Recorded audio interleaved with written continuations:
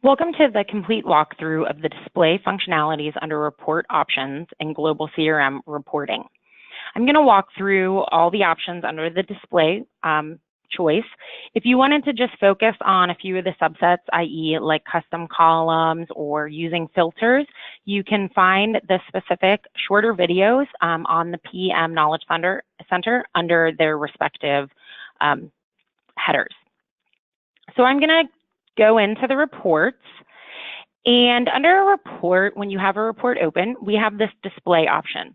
What the display functionality allows you to do is start to customize and create a different view to your report. You have a couple of options on how to do that, and I'm going to walk through all of them in this video. So under display, we have the first two columns, expand all and collapse all. We're not going to use those options.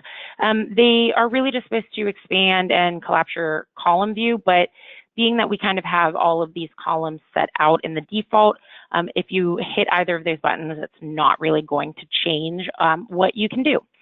The next ones are choose columns, custom columns, show options, hide options, show group by, show column scroll lock, show filters, show summaries, and show extended captions. I'm not going to go in this exact order just to start to show you in the best way all of the different options. It's easier if I approach it kind of from a different order than how it's listed here, but you'll still be able to get a feel for the entire display functionality.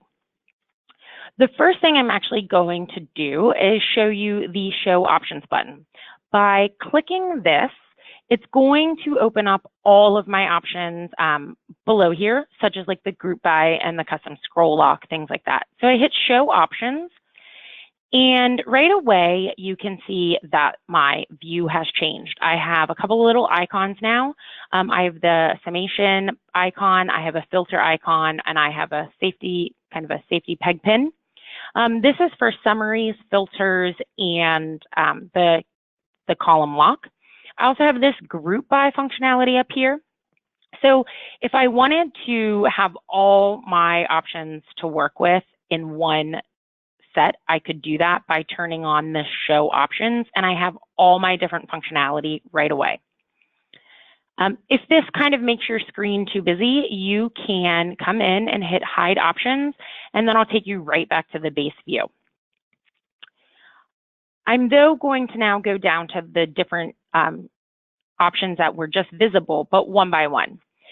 So for example, the first one I can do is the show group by. So what this does now is I have that group by area up on the top. This functionality allows me to change my layout and change my view on the report based on creating groups and subgroups for the report to lump together. So we have this division opportunities open, and perhaps, for example, I have different divisions on this because maybe I am assigned to different divisions or I have access to different divisions. So I want to start my division opportunity open by grouping it by divisions. So what that does is it takes all of the data that I have on this report and breaks that down. And so I can select a specific division and I can expand that information out. I could take it a step further and start to create subgroups within this report. So within my division assignment, I want to know how old are my projected close dates, or when are they expected to close. So I could come and I can group by projected close date, and it will say, you know, these ones are 2 weeks ago, and anything from that is older. I can simply undo any of my grouping just by taking that group code and sliding it back into the report. You see this little white X, and that's going to undo it. So I don't intend to use grouping, or if I've already done some grouping and I'm happy with it, but I want to kind of get rid of this header piece of information, I can come right back into display and I can hit hide group by. The next thing I'm going to show is the show column scroll lock. So this is equivalent to when you're in Excel if you want to freeze your panes. So if you want to be able to scroll through your whole report, but at the same time you still want certain key pieces of information to be visible, then you are able to pin it so that that piece of information stays put. So perhaps I want to know while I'm scrolling through this report who the company is based on the ship to. I can hit that little peg pin, and what it does is it moves that column over to the left-hand side.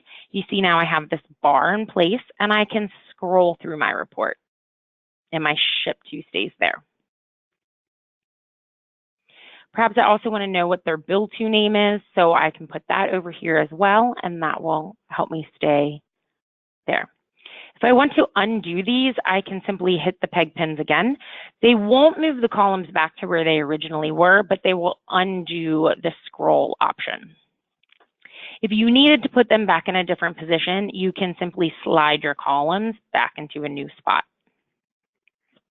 If I don't want to use the column scroll lock anymore, I can hit hide column scroll lock. Another option that you can do is put filters on your reports. So I'm going to hit show filters, and as you can see, I have a little filter icon on all my columns. So the filter is dependent on what type of data is there. So if you had, for example, certain projected close dates, the filter will be based basically on like date. If you have values, you'll have the filter based on that. So I'm going to click the estimated value, and for example, I just have a ton of different numbers. So I could simply say, I just want everything that's at least $10,000 or higher. So I can hit OK, and it will filter out what I've deselected and selected for my filter. I can also put kind of more of a varying filter on there. So if I want to say specifically I want it greater than a certain amount, I can say I want it greater than $10,000 and hit OK. And then that will always look for the specific range. So it'll say anything over 10,000, we're going to include on the report, rather than me picking very specific values based on what I currently see on the report. If I wanted to clear any of the filters, again, I can just come in here and I can hit clear filter from my projected close date, and now all my original values are back in place.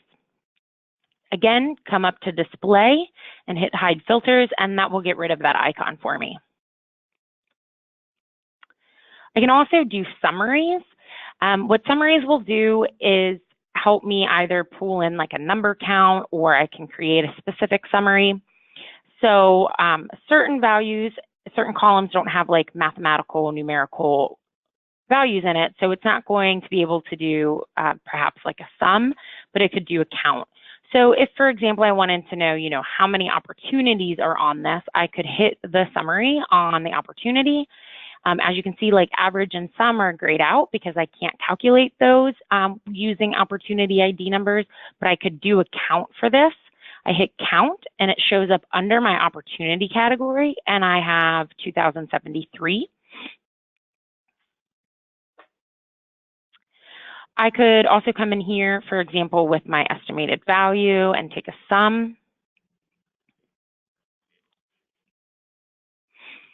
I could also create custom summaries.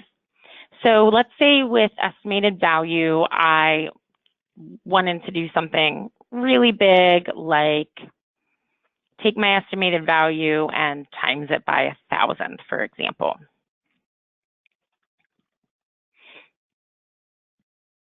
I can give my new summary a name. I can hit add. It's going to bring me to something called the advanced editor. We do have certain functionalities that you can use, financial or mathematical formulas you can put into place, very similar to your functions that are in Excel.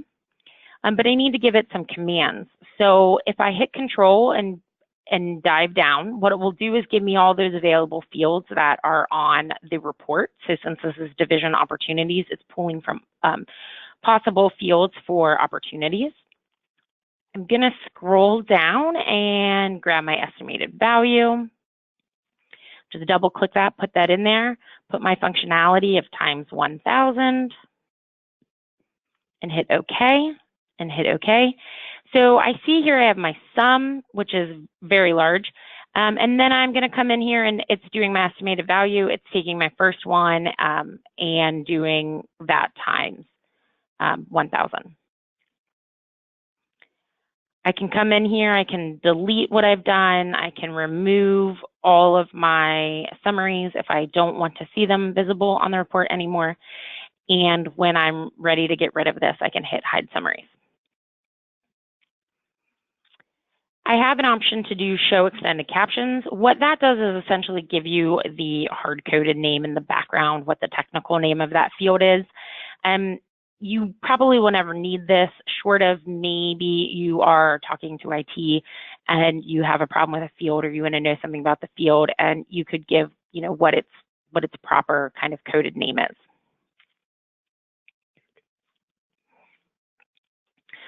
So those are basically kind of the showing functionalities that we have, where you can put an icon in place and you can do specific things to help modify your report.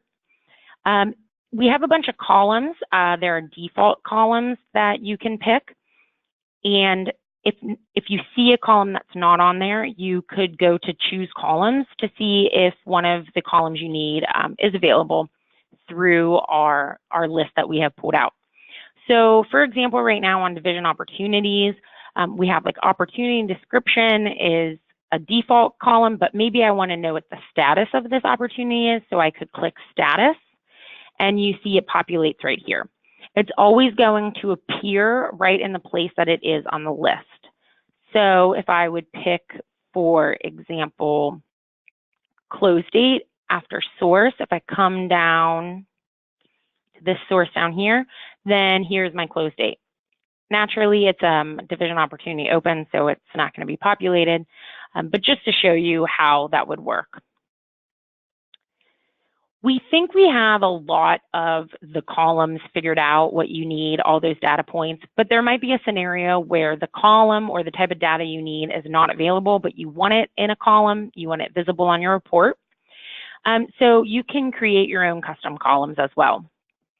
If I hit display, I'm going to choose custom column. So some organizations, the way they determine what is in their pipeline is actually taking what the estimated value is and dividing it by the close percentage to give it a certain fraction of the estimated value, and that value goes into their pipeline calculations. So I'm going to create that for my custom column. I have to give it a name, so I'm going to call it pipeline, and I have to select a data type. So you have a few options: Boolean, which is true, false, date, time, decimal, so if you wanted it to be a decimal value, an integer, so full whole value, or if it's going to be just like a string of text. So I'm going to pick the integer, and I'm going to hit add. And again, I get that advanced editor. I could use specific functions over on the right-hand side if I wanted to have formulas provided to me, or I could just create what I needed.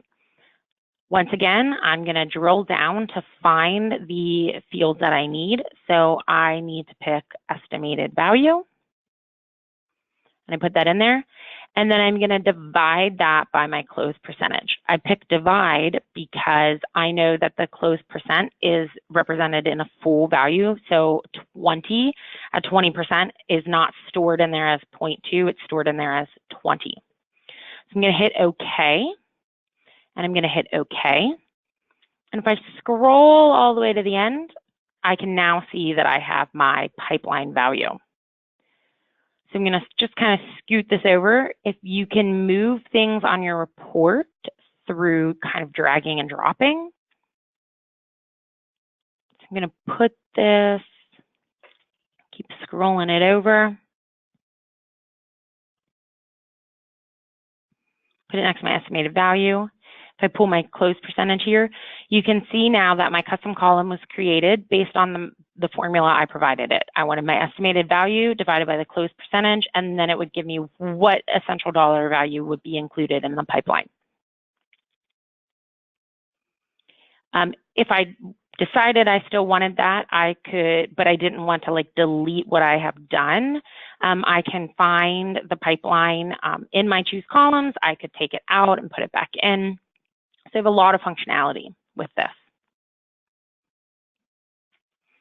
Any changes I make to the report, if I don't save them through layout and save as, if I hit refresh, it's going to undo anything that I have set up without having saved it. It's going to take me back to my base report at the beginning. So you can see here, like estimated value and close percent are back where they were, and my pipeline isn't in that spot anymore. You cannot really break anything when creating a new report and layout in the system. You have a lot of flexibility to do things. So, if there is like a column you can't find, feel free to try it. At worst, maybe you'll get an error. If you're not sure what caused the error, just let us know. But get creative with your reports and your layouts, and through the display functionality, you can create a lot of reports that will help you better maintain your job, speed up your job. So instead of always having to create new reports, you can just create some of these filters and functionality and save them, and you'll be able to just on demand request a report.